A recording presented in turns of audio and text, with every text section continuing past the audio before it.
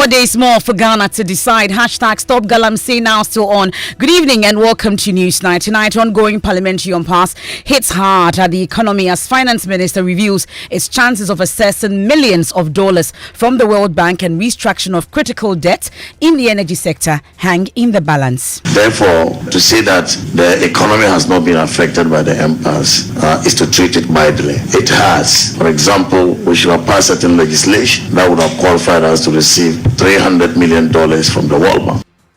We'll bring you the very latest as Ghana's engagement with the IMF and its implications for the economy lingers. The testament by the IMF demonstrates the continuous confidence the international community has in the Ghanaian economy.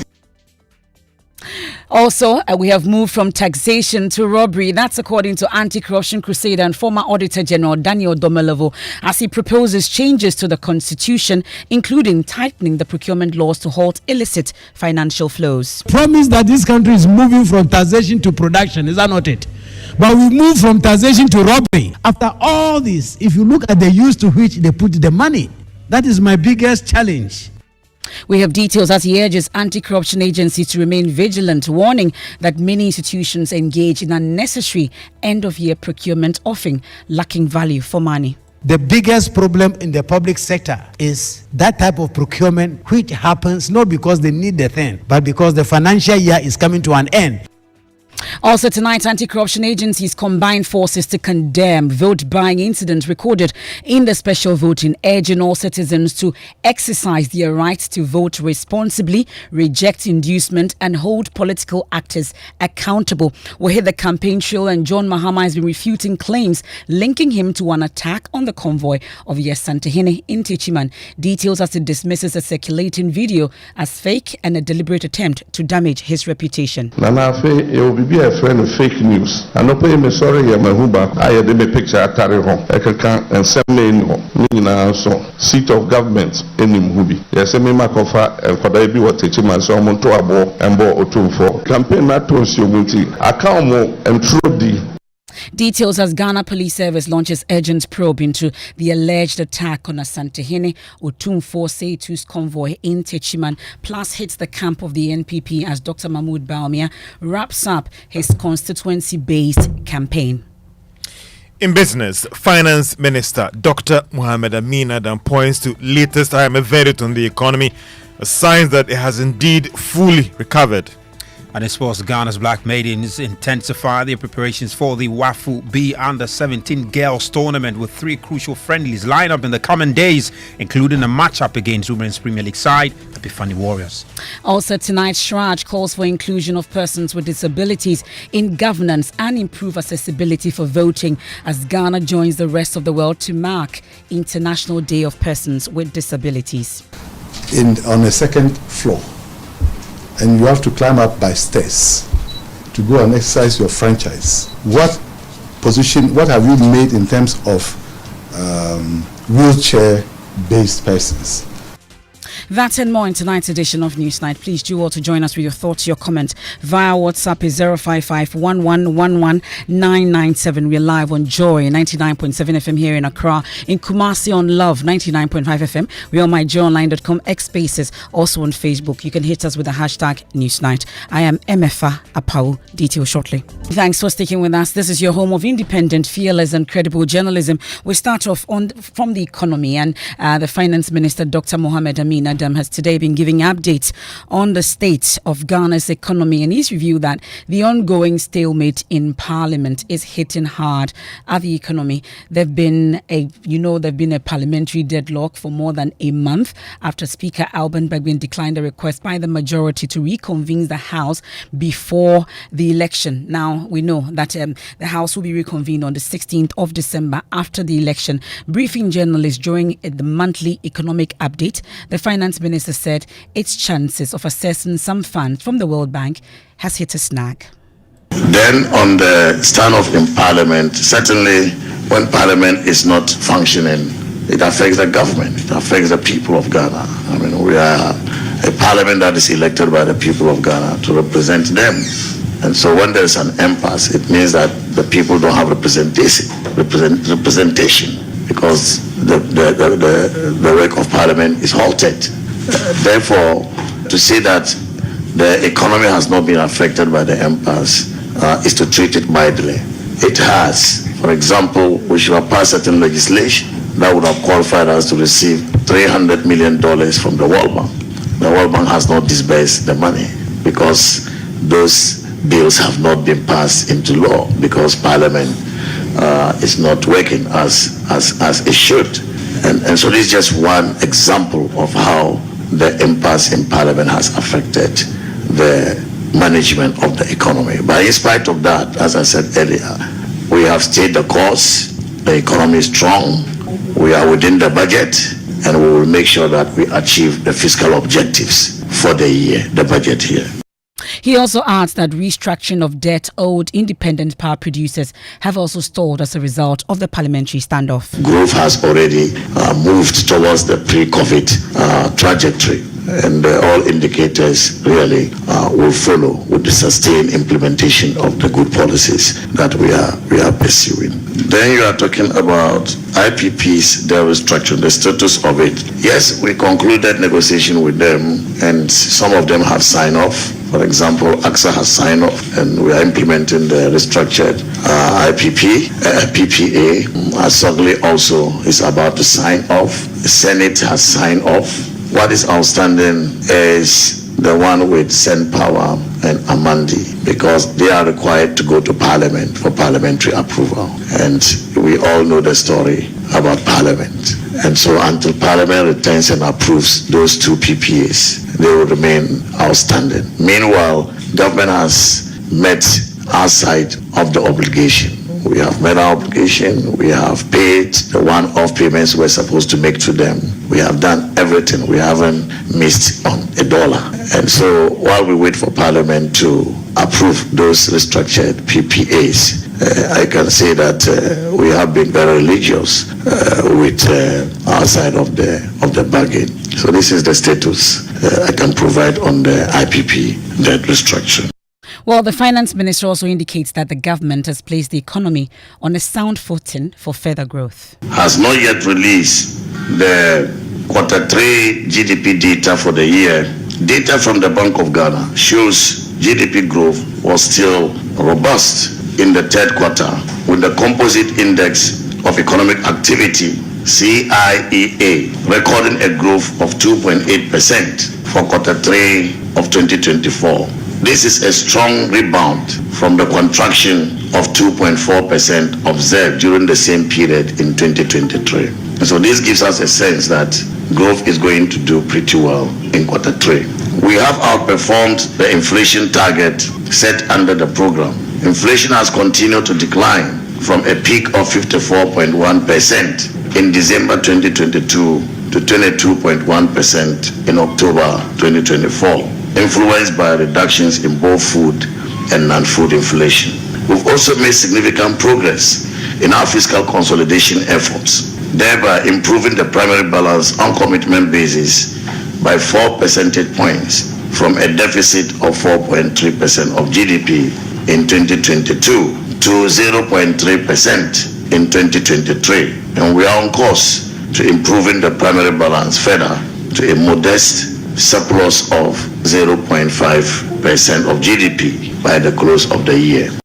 Well, George Uafi will bring us more from this particular update today, but he provides an update on the third IMF review and what it means to the economy. Listen to the finance minister. Once again, ladies and gentlemen, Ghana has successfully concluded another IMF review, the third review, coming after the successful reviews of the first review and the second review, which are indicative of the fact that Ghana has been performing well as far as fiscal management, as far as economic management. The testament by the IMF demonstrates the continuous confidence the international community has in the Ghanaian economy. And we will continue to ensure that we do not drill from the program. You also know that the government of Ghana recently completed a debt exchange with our Eurobond investors as part of the external debt restructuring exercise. 15 outstanding Eurobonds were exchanged into 5 new Eurobonds, each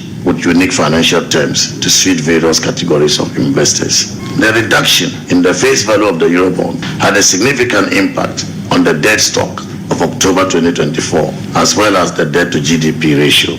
In Ghana cedi terms, the public and publicly guaranteed debt value was reduced by 46.8 billion Ghana cedis from 807.79 billion Ghana cedis in September to 761.01 billion Ghana cedis in October 2024. So between September and October, we saw such a significant reduction in our debt stock by 46.8 billion Ghana cedis. So that's Finance Minister Dr. Mohamed Amin Adam. Well, thankfully, we've been joined on the phone by Professor Godfred Bokping, Professor of Finance. We're grateful for your time here on Newsnight. So it outlines some key notable achievements that I would want to walk you through. 7 of them. Starts by talking about a strong recovery with growth averaging 5.8% for the first half of 2024, which he says is the highest recorded in the last 5 years. Inflation, he says, is trending downwards. The cedi is gaining strength. It talks about in the election year, they've been able to maintain fiscal discipline, even with all the massive infrastructure project that we are seeing with the commissioning by the president. He talks about completing debt restructuring program, both domestic and external, and then also talks about strong external sector balances and improved gross international reserves significantly. From what you know, does it align specifically with what you're hearing? I know you are heavy on fiscal discipline in an election year. Yeah, thank you very much, Umifa, and good evening to our cherished listeners. Well, I think that, yes, on one breath, we are with the minister in terms of the fact that some progress has been made. I think the progress is not significant enough, actually, to call for celebration. If you look at where we have come from, if you look at the hardship, if you look at the price that we have to pay for this relative stability, I think that it looks too average to celebrate. That is how I will put it. Then again, we should also be mindful that these macro aggregate numbers are actually not impacting Ghanaians directly. Okay, so we are not at the point where this macro level development would actually impact your personal economy and all of that. Without even going into the specifics, you cannot say that the economy has actually recovered to pre-pandemic level because it doesn't meet those thresholds specifically. And then also, MFA, let's go into the specifics. When you look at inflation, right, so you realize that when you isolate the IMF honeymoon effect, you realize that we actually stuck with the program right now. Since November 2023, when inflation decelerated to the 20s, our inflation has been, stubbornly stuck around 20%. In fact, actually between November 2023 and October 2024, not much progress has made in terms of bringing inflation down. Because inflation in November 2023, 26.4%, December 2023, 23.2%, and October 2024, inflation is 22.1%. So you realize that inflation has stubbornly stuck around the early 20s, right? So, and that doesn't demonstrate that we have made progress actually in the last 8 months in adding value, actually, or improving the lives of Ghanaians. Then look at the other interesting thing. If you look at pre-pandemic data, so if the minister says that the economy has recovered to pre-pandemic level, if you look at inflation, food inflation at pre-pandemic level was very low. And food inflation was actually quite low, even though average inflation December 2019 was 7.9%. Food inflation was very low. But look at the interesting thing. From November 2023, you realize that local inflation, locally produced inflation, trended higher or above imported inflation. Until November 2023, that wasn't the case. So which also tells you that the IMF fiscal adjustment manifesting a higher cost of doing business, okay, is feeding through price development. And therefore, it's more expensive producing in Ghana right now than actually importing. That is the data. We cannot say this is recovery that is people focused. Okay. So, and then again, we talk about growth. Okay, first quarter growth, second quarter growth, and even third quarter growth, even if it's robust. And for him, it's averaging 5.8%, he says, the highest we've recorded in the last 5 years. In fact, it's below pre-pandemic. The average GDP growth that the NPP itself celebrated before COVID-19 was around 6.5%, 6.9%. So we are not there yet. Of course, we are in a hurry to tell the people that we have done so well, but this is not impacting the economy of the people. At what point? Because that's the point that I'm sure many of us are interested in. At what point would it start imparting, at least for me to feel it in my pocket to see that indeed this is where we are when it comes to the achievements that we're talking about? Inflation must come down to below 10%. Okay. We are not there yet. And right now we are struggling. So if you can see that we're actually stuck with the IMF program, with inflation now, the question is, how do we bring it down below 20s, right? That is the challenge now. And with all the policies that Bank of Ghana has put in place in mopping up excess liquidity, tiered cash reserve requirements and all of that, inflation has probably stuck around 22.1% and all of that. So it tells you that there's a lot that we have to do. Then look at the disaggregation. That locally produced inflation is higher than imported inflation. There are challenges within our economy that we need to address. And those are the things that we should look at. Then again, the ministers will also tell us, this recovery, how many people has this recovery lifted out of poverty? Okay, and if you look at the data, this crisis has impacted the middle class much more than even the core poor. So lower middle income poverty, upper middle income poverty are all rising. And the middle income group, they are the cushion in society. They are like Liverpool. They never walk alone. Their salary is not for them alone. So once crisis impacts their balance sheets, then it means that the cushion they offer to the core poor is also weakened. Well, so, I would want to also get your verdict in wrapping up also on the fiscal discipline in an election year. Like I said, you've always been very, very heavy on it. You've heard the finance minister talk about the fact that they've been able to maintain that fiscal discipline that we've all been cautioning about in spite of all the commissioning that we're seeing. Yes. So on that score, they've done quite well. But you know what? This is not born out of love. Government has been priced out of the Eurobond market. From the domestic market, they can't borrow. Even in the treasury bill market, they are failing to meet their target. So the incentive to actually overspend is constrained. Okay? And then again, with the IMF program and all of that. So I think that so many factors are helping them to be fiscally disciplined, not born out of love. It's a necessity now.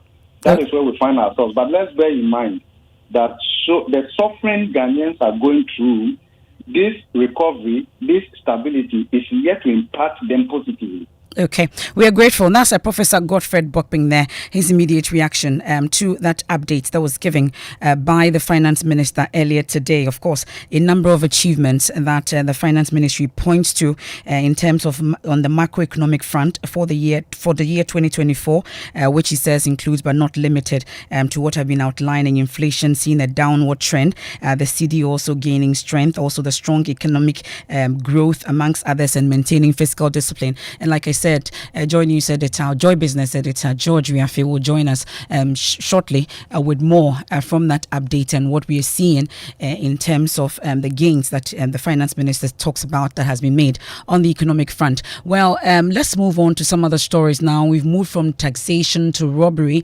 That's according to anti-corruption crusader and former Auditor General Daniel Domelevo, as he calls for sweeping constitutional reforms, including stricter procurement laws to curb illicit financial flow. Mr. Domelevo equated the misappropriation of public funds to daylight robbery, emphasizing that corruption and financial mismanagement make the nation vulnerable to these illicit financial inflows and outflows. He made these remarks at an event in Accra focused on curbing illicit financial flows in Ghana. I think it is time to encourage all of us to fight illicit financial flows as well as corruption in general. Today, there is a lot of gaslighting. The very people who are squeezing all the resources out of us look at you and say you are not praising, you are not even being grateful for the harm I'm committing you. Recently, I remarked that we were promised that this country is moving from taxation to production. Is that not it? But we move from taxation to robbery. Now, even if money is in your pocket, government is aiming at it. You put your savings there and government is aiming at it.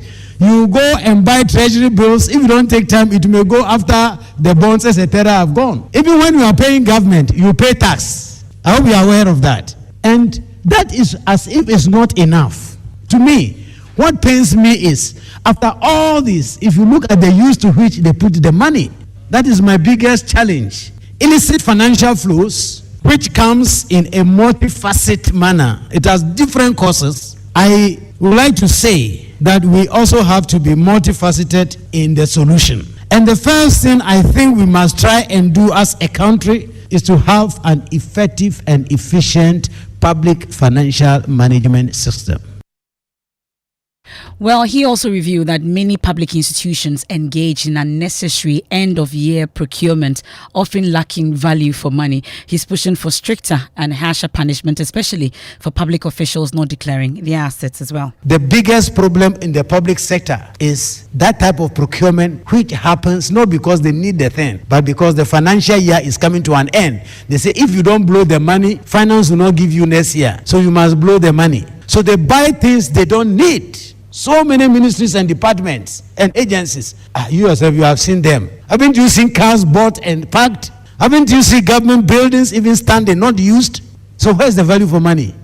I think there must be a deliberate policy to look again at our procurement law to ensure it provides value for money, not in terms of only cities. The entire cycle of job creation must be looked at. Otherwise, I don't think our definition of value for money is good enough. It is significant to mention that Article 35(8) of the 1992 Constitution says the state shall take measures to eliminate corrupt practices and abuse of office. And in my candid opinion, the state has not only failed to meet this responsibility, but the state has itself been perpetrating corruption and corruption-related activities. That's former Auditor General, anti-corruption campaigner Daniel Yao Domolovu there speaking at an event in Accra focused on curbing illicit financial flows in Ghana. We'll touch a bit more on the story that we've been talking about on Top Story a while ago on the vote buying incident recorded during the special voting exercise. We've been hearing from the Commissioner of Shraj. We've been hearing from anti-corruption crusaders on this particular matter. In the last few minutes also, we are hearing from the anti-corruption crusaders, at least, and the Ghana Anti-Corruption Coalition, the Ghana Integrity Initiative and CDD Ghana, all joining forces to condemn the flagrant violation of electoral laws by political parties. And they've said they've taken notice of people actually, violating the PNDC law 1992 and 284 by the two leading political parties, NDC and NPP, and condemning the conduct of sharing cooked food, bags of rice and cooking oil to prospective voters without any equivocation. And they say the loss notwithstanding, evidence gathered from media reports shows representatives of the two leading political parties openly treating prospective voters in several constituencies mentioned, they say, can be made of Okaikwe South. It is alleged that NDC's Ernest Adumako offered electorates chicken, money and bags of rice, which was posted on social media on the 1st of December 2024. And this is the NDC's candidate for Kaikwe South, Ernest Adumako. And they talk about the Ayawaso West Wogon situation involving Lydia Sayira Malasan, also reportedly distributing, food to some security guards, and also distributed oil and bags of rice to Legon security guards, which was also posted on social media on 27th November 2024. Also talks about various reports also also alleged that packs of food were distributed to voters in queues during special voting on the 2nd of December by the same MP for Ayawaso West Wogon, even though her handlers are denying that any such incident occurred at that polling station, which was witnessed by a number of media personnel that were present. Then they continue to say, while there is the need for investigations by the competent authorities to establish the validity of the allegations and media reports, it's important to alert the political parties involved and the general public that these perceived violations, when substantiated, will undermine the principles of fairness, transparency, and accountability essential for a free and fair elections. It goes on to say it is instructive to caution the political parties involved that Ghanaians are watching with bated breath which one of them will cry foul if the outcome of the elections does not go their way, since they are both dabbling in activities that are undermining the integrity of the election. As the saying goes, he who comes to equity must come with clean hands, or in other words, a person who claims equity must be free from any taint or fraud with respect to that claim. These are portions of that statement signed by the Ghana Integrity Initiative, the Ghana Anti-Corruption Coalition, and the Ghana Center for Democratic Development. We'll return from business, then we hit the campaign trail. We've been hearing from the former president, John Dramani Mahama, refuting allegations of some fake videos that are making the rounds, amongst others, as he paid a courtesy call on the Asantehene Otumfuo Say to the second. We'll also hear from the President Akufo-Addo interacting with Labour on some strides that have been made, attributing it to the Vice President, Dr. Mahmoud Bawumia. You want to stay for details of that and more here on Newsnight. George, what do we have in business?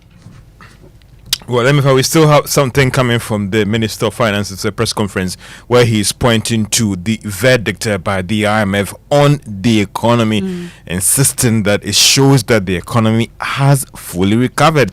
He believes that the IMF is an independent institution and therefore we can rely on their verdict on the economy. And also the IMF, again, is charging the government to focus on those policy reforms that has brought the country this far so that we can achieve that full recovery as an economy. The business news on Newsnight is brought to you by MTN Business. Welcome to the new world of business.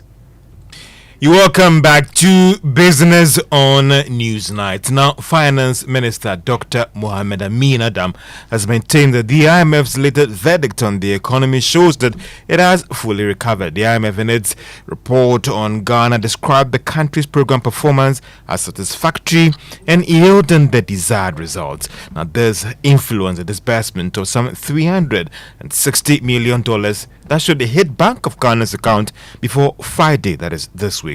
Now, speaking at the monthly economic update, the minister added that they are committed to those fiscal measures that has brought Ghana this far. It is instructive to mention that while the nominal size of the Ghanaian economy was $56 billion in 2016, by the end of 2023, the nominal size increased to $7 billion. This represents an increase of $20 billion over 7 years. This figure is expected to be more by the end of 2024 when the Ghana Statistical Service puts out the end year data. It's taken us a lot of effort to bring this economy back to this state. Many people lost hope that this economy will recover. But I want to assure the people of Ghana, particularly those who have lost money, that this recovery is not by accident. Well, the finance minister has also been responding to recent court action by a private legal practitioner which sought to stop government from issuing treasury bills unless it secures parliament's approval. Then are we worried somebody has taken the government to court? Certainly, this is a democratic country, and people, when they exercise their right, others should not be worried. We are all doing this in service for our motherland. The government certainly will respond appropriately in court. And that is the Finance Minister, Dr. Mohamed Amin Adam. IMF has reminded government that full macroeconomic stability will hinges on implementing those reforms before and after the general elections. This advice was captured in the IMF statement issued after it met to review Ghana's performance under the IMF program. There is more in this report. The IMF in a statement maintained that these ambitious structural reforms will not only help quickly achieve the much talked about stability, but also improve the business environment for the private sector. This will also help in creating the necessary environment for job creation in the country. Government is also being asked to enhance revenue mobilization by improving tax administration. These reforms should also look at how to strengthen expenditure controls and management of arrears. The IMF also believes that if government sticks to these policy measures, it will ensure that the country will stay on course when it comes to the IMF program, as well as the expected turnaround of the economy. That will go a long way to impact positively on the livelihood of Ghanaians.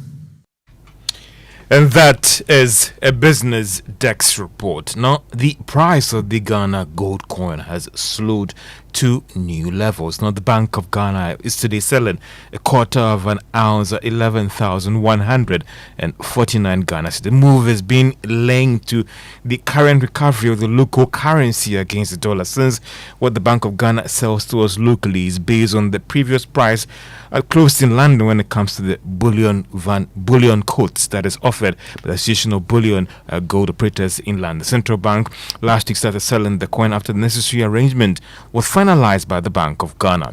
Advisor at the Bank of Ghana, Stephen Upata, says measures have been instituted to ensure that only those who are entitled get access to the Ghana gold coin locally. Deploy this coin through our 23 banks, and then customers of these banks can go and purchase the coin from there after they've gone through the regular KYC, know your customer process that you do when you go to a bank. So you must have a relationship with a bank. And the reason why we want to do that is that we want to avoid people who are not supposed to have this coin to have it. Like people, money launderers, and people who are involved in activities that we don't think are financially stable. We wouldn't want them to have the coin. So you must have a relationship with the bank, whether you are Ghanaian or not Ghanaian. An advisor at the Bank of Ghana, that is Steve Upata, and for the Ghana gold coin. It's available. You can walk to any of your commercial bank, and a quarter of an ounce is going for 11,149 Ghana cedis. So that's a quarter of an ounce Ghana gold coin. Small, and that's the like that. but it's 100% or 99% pure gold, So you can walk to your commercial bank and then more of an avenue to invest, and hedge. We're a few days away from Christmas, right? Can you buy so me this one? is the time rather that you Christmas present. Well, let's see what we can do. Well, before to the Ghana city. I mean, for the forex bureaus, they're selling it to you at 16 Ghana cities, 30 pesos. But the commercial banks, on the other hand, is going for 15 Ghana cities, 30 pesos. That is for $1 when it comes to these commercial banks. Let's turn our attention to the Ghana Stock Exchange, and MTN was the only mover at the end of trading on the Ghana Stock Exchange. Each share was up by a peso and is now worth 2 Ghana cedis, 38 pesos. And that's all for business on Newsnight, as MFA searches for the Ghana gold coin as a Christmas gift. Yes, I would love that a lot. Thank you, Okay. George Riafe, with the latest from the world of business. And you know that today is Persons with Disability Day, right? And we are joining the world in marking this day. We've been hearing from the Commission on Human Rights and Administrative Justice. They've called for the inclusion of persons with disabilities in governance and public decision-making processes.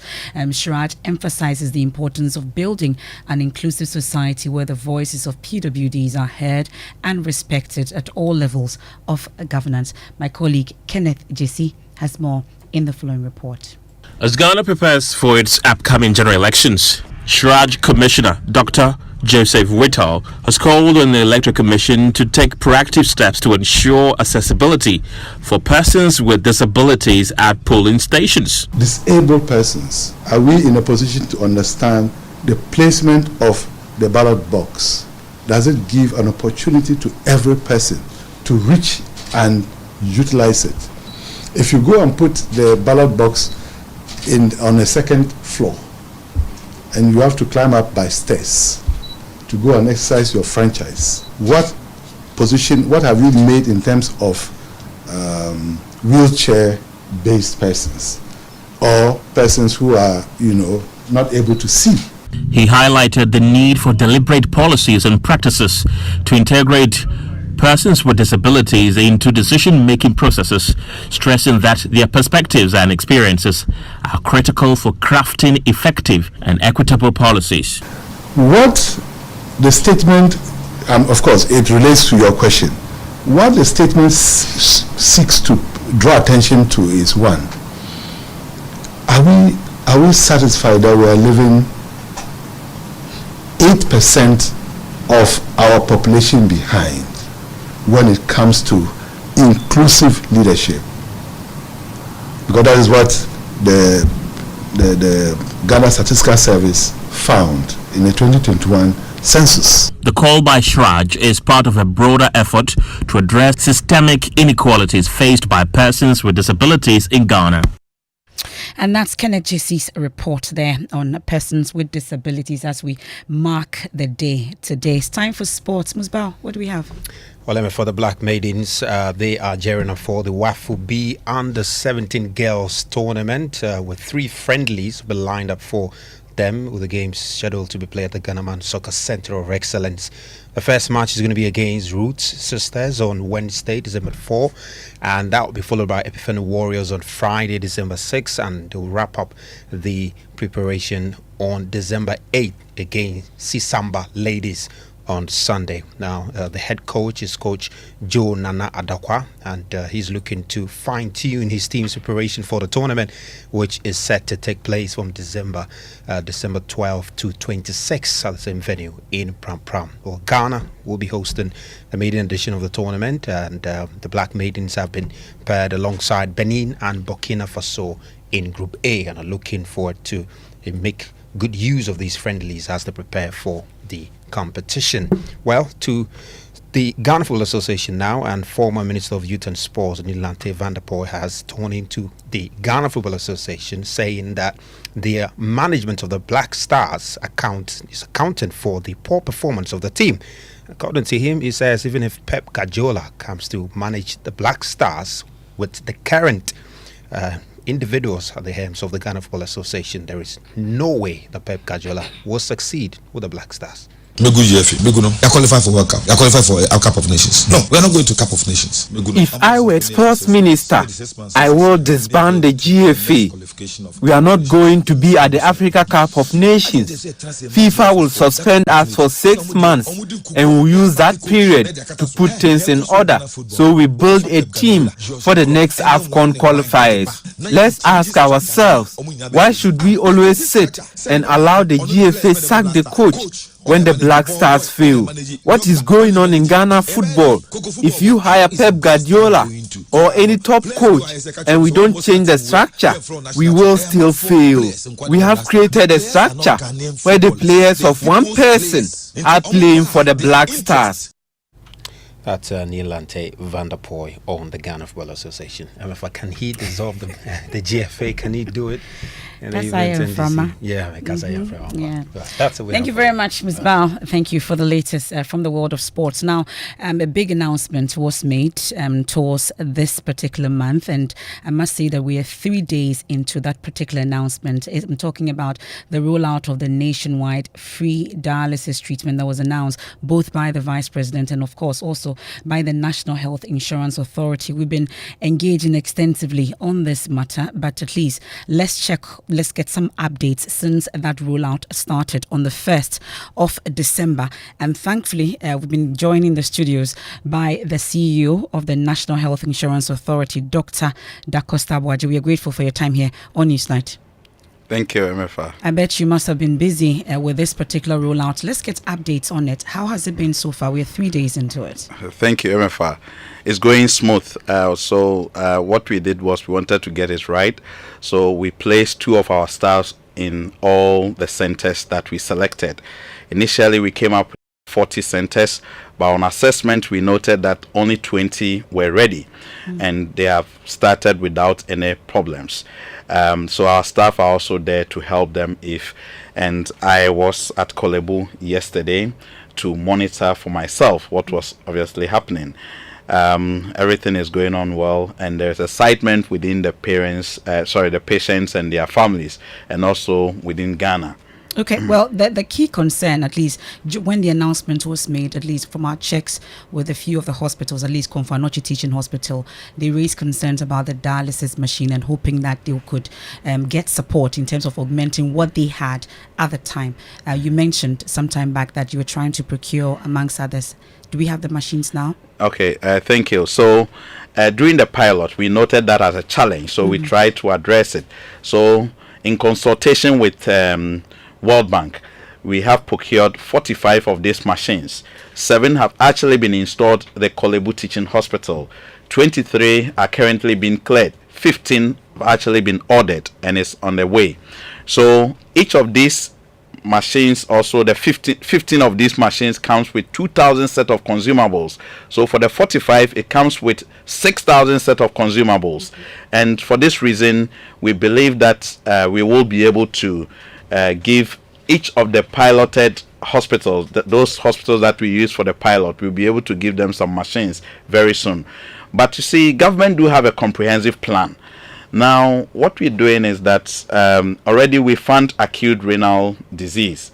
Now, we are saying that you have to look at it holistically.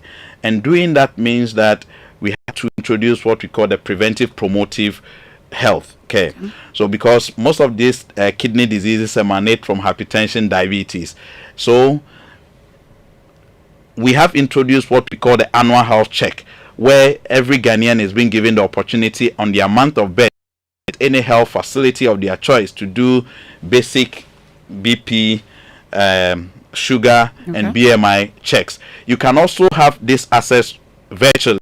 So the comfort of your home, a consultant or a doctor in any of the credential facilities, then they will obviously respond to you via telehealth, like electronically. And your medications, should you need it, will also be delivered to you at your home. So that's one leg of it. Government is also saying that for this dialysis to be obviously to be effective, all the Agenda 111, most of them will have the renal units. So we will equip it with modern dialysis machines, such that people will not have to travel from their districts to Kumasi, Accra, or Takoradi. So we will expand the dialysis centers across the country. And of course, we know that the Agenda 111 projects are not completed yet, so that's for the future. But as we speak, which facilities, for instance, for those listening that are credentialed by the NHIA, that at least they can visit? We have a number of them. I'm sure that we can quickly go through them. So I think what we've done is we've segregated it across the country. We have Ashanti region. We have 3 facilities. We have the Heart Adventist Hospital, Komfo Teaching Hospital, we have the First Care Hospital, we have Bruno, we have Holy Family Hospital, we have Central Region, we have Ogwa, that's Cape Coast Teaching Hospital, we have Eastern Region, we have Eastern Regional Hospital, we have Greater Accra, we have Kolebu 37, Accra Newtown Islamic Hospital, Police Hospital, the Trust Premium Center, we have Rich Hospital. In Tema, we have the International Maritime Hospital. In the Northern Region, we have Tamale Teaching Hospital. In Upper East, we have Regional Hospital, Bolega, Tanga. We have Upper West, we have Upper West Regional Hospital. Volta Region, we have Ho Teaching Hospital and Volta Regional Hospital, Hohoi. Then we have Western, we have Efian Kwanta Regional Hospital. Then we have Takoradi, which is again Western. We have Takoradi Hospital. So those are the 20. But let me say that, you see, implementation is a process. It's not an end to itself. So what we will do is we'll continue to add on. In fact, we'll be working with the private facilities. So we've written to the Bank Hospital. We've written to some private facilities to also come on board. So at some point, we would include private facilities as well. Well, the issue about sustainability has been raised. We've talked about cost.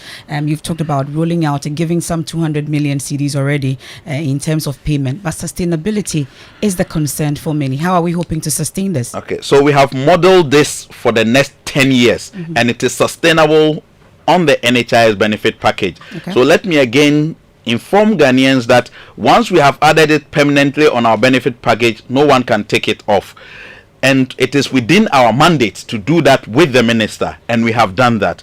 Now, the sources of funding to sustain this. See, our budget keeps growing, so we know that for every year we are expanding by 2 billion because taxes are performing. So currently our 2025 budget is projected to be about 8.5 billion from the 6.8 billion. Now, that's the first leg. We looked at internally. You see, we've invested in a lot of digital innovations. So the infrastructure is there. So we intend to reduce our IT infrastructure to pump the money into our benefit package or claims. So that's the second leg. And we also intend to invest our corporate social responsibility budget to support this. That's the second leg. The third one is that at the moment we are capped at 20. But if you look at both parties, MPP, NDC, their manifestos are saying that they are going to uncap at 100%, which means that regardless of what's happening, 20% more funds will be coming in. So when you do the mathematics, it's 20 over 100 times our current budget, which is 6.8 billion. It means 1.36 billion more funds will be coming in. And like I said, we've modeled it. We only need between 20 to 57 million for this exercise annually. And if you look at all these monies that we are mentioning, then it means that we will have money to do. But let me also say this. You see, our 2024 budget, the 6.8 that was given to half was for claims payment. At the moment, it is being underutilized. And I can confirm here that NHIS do have a debt-free claim status. We've paid all. We've paid all claims. We've Really? paid all facilities. The last one that the submitted ones were the ones that I released the 200 million for. And all these 20 facilities that we selected, anyone that we owe, we've given them the money. Even if they've not received it, it is on the way because I've signed it and it is on the platform and they are paying because it's huge. So normally they do it in bits.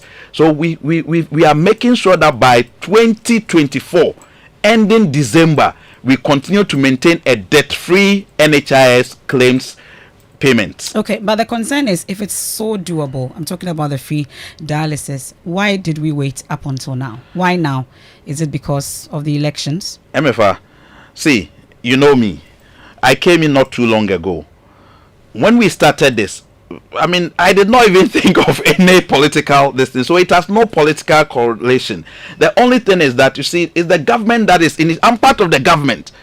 So regardless of what happens, and let me say, this was initiated by Dr. Bawumia because immediately when I came into office, the first conversation we had was, Doctor, address the dialysis issues. And we needed data. That is why we started with the pilot. I know I can even say that this conversation started with Joy FM. Then we were looking. There was no data. And let us not also look at it in such a way that obviously the kidney disease started now. No, it started long ago. So before you can do this, you need data. So we use the pilot to gather the data. And that is why we were able to do the modeling using the prevalence rates in the country. And now we can confirm that we will be able to fund it fully without any problems. And this is not a 9-day wonder. No. We have added it to our benefit package permanently. And it will be on there permanently. Okay, we are grateful. That's the CEO of the National Health Insurance Authority, Dr. Docosta Abuaji. We are indeed grateful for your time here on Newsnight. And on to some other stories. Rail bars connecting the Achimota and Saum railway line have been stolen. According to the Transport Ministry, they cost an estimated $5 million per kilometer. Residents on the stretch are unable to say who is behind the theft. My colleague Collins Frimpong reports. The 46-kilometer stretch was originally intended to be the link between the Greater Accra and Eastern regions for the movement of people and goods, but has been stripped off its tracks by unidentified individuals despite a caution from the authorities. When I arrived at the scene, these residents volunteered to share accounts of encounters with men they suspect to be behind the theft. We slept overnight and we saw them removing it from sources. Even we, the community leaders, went and stopped them that we don't know anybody We don't have any information, so we'll not stop. But it's like there was an authority from above. They came in batch. The first batch came in, one Alaji came in around 1 a.m. started taking. There was a crane, a full metal of like that crane, no. So they came and took that one first. So the 110-year-old Achimota and Sawam railway line was originally renovated under President Akufo-Addo. But what you see now is only metal containers, wooden crates, sand and stones. Fifi, who identifies himself as the youth leader, alleges that some powerful hands could be behind the act. And we approached them to ask them where are they sending the rail line. They asked us they were sent from Flagstaff House. So we asked them where are the documents that shows that they were sent from there. And they show a document. Well, so that's Collins Frimpong's report there. Now, NDC presidential candidate John Dramani Mahama has refuted claims linking him to an attack on the convoy of the Asantehene Otumfuose to the second in Techiman on Monday. Speaking during a visit to the Asantehene, he dismissed a circulating video as fake and AI generated, describing it as a deliberate attempt to damage his reputation and that of the NDC. According to the police, the alleged incident occurred as the Asantehene returned from a funeral at Nkranza in the Bono East region, and this is a matter of investigation for the police as we speak. And they say initial findings suggest some youth believed to be from Techiman threw stones at the buses in the convoy. Listen to the former president address this when he visited the Otumfuose to today at Menchia Palace.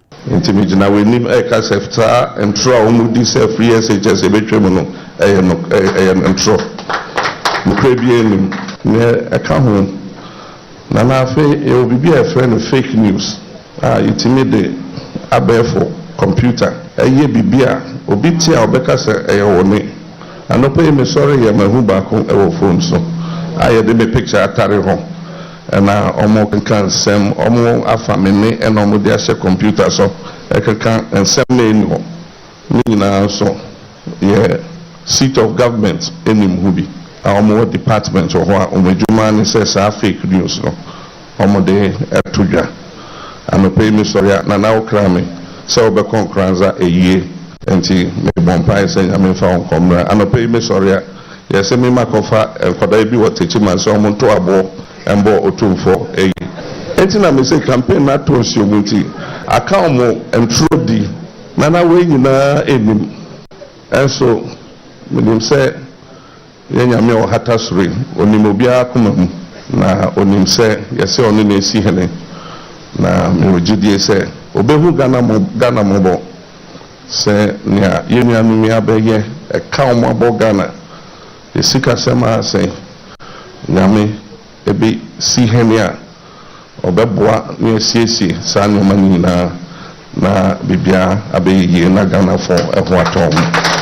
So that's the former president, John Dramani Mahama, there when he visited the Asantehene Otumfuose to the second earlier today, explaining to him that there's a video that's in circulation. He suspects it's actually emanating from the seat of government. He describes it as fake news, AI generated, accusing him of being behind the attack on the Asantehene Otumfuose to's convoy.